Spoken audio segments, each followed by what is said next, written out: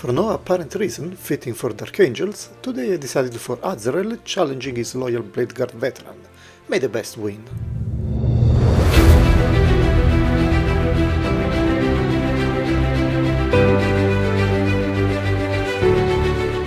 No special preference in starting with the Chapter Master, of course. In addition to our leader, there is plenty of accessories here. Weapons, a cool winged helmet, a backpack, a banner designed by a school child, and even a little Java. Very nice indeed.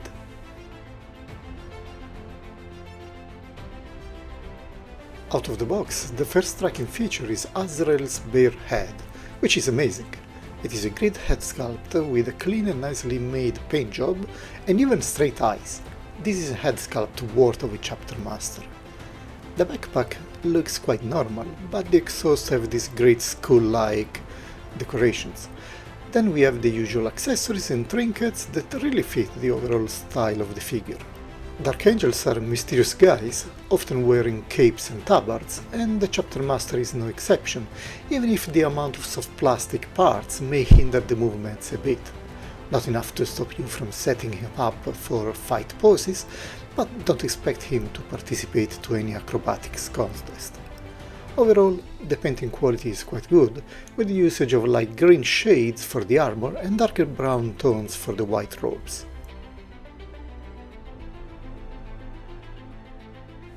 It is a quite classic model in terms of engineering.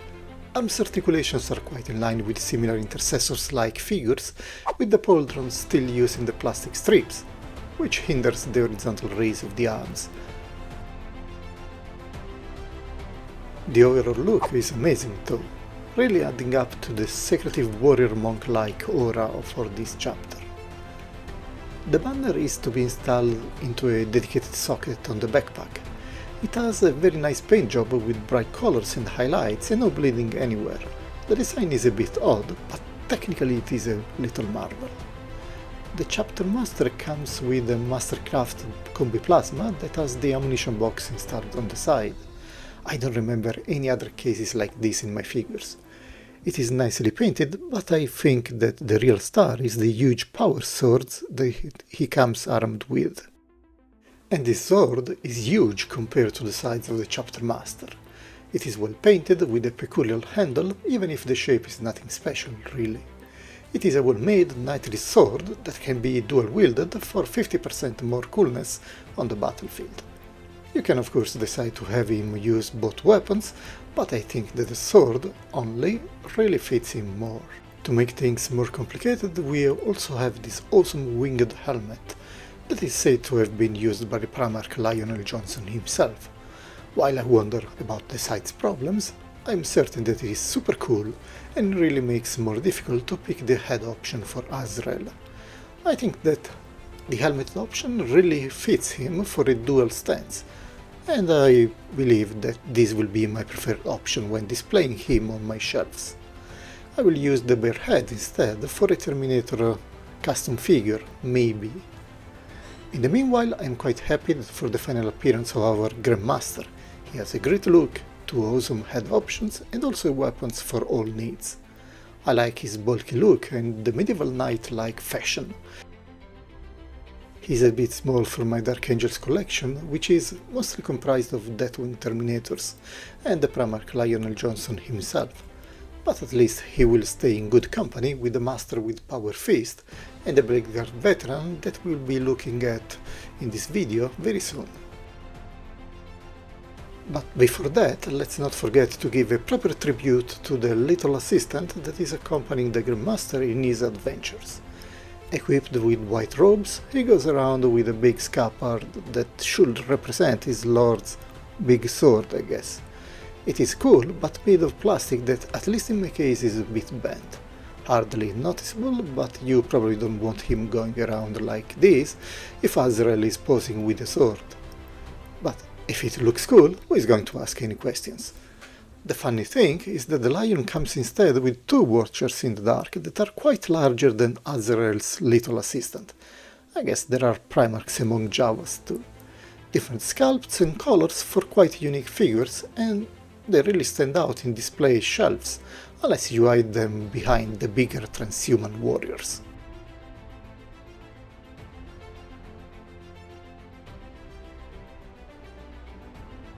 And now it is time for the challenger to step forward, starting from getting free from his box.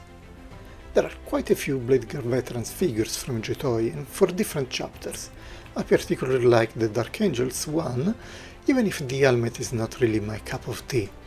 In the future I will probably get him a custom helmet that better fits my tastes.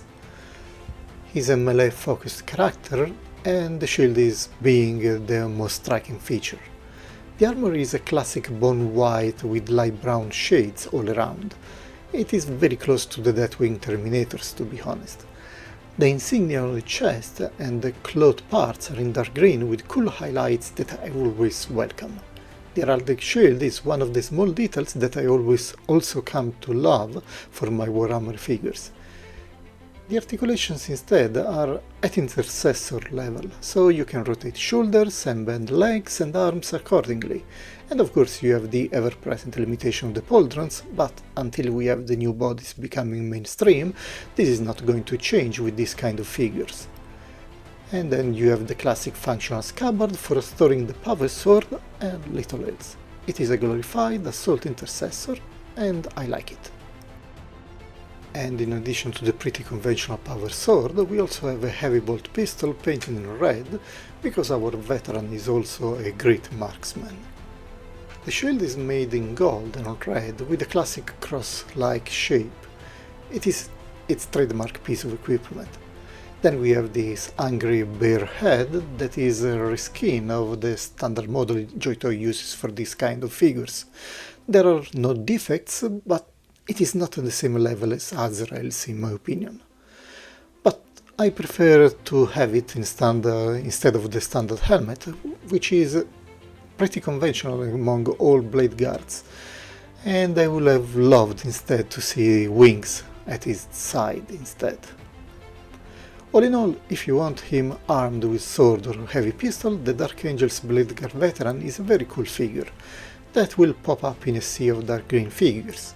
Sadly, I only have the similarly colored Blade Terminators, so his special look will be lost, but side to side with the Primarch of Azrael himself, he is able to make his preference felt. Clearly, the difference in price has a meaning, and you can see that the Chapter Master wins hands down the coolness challenge.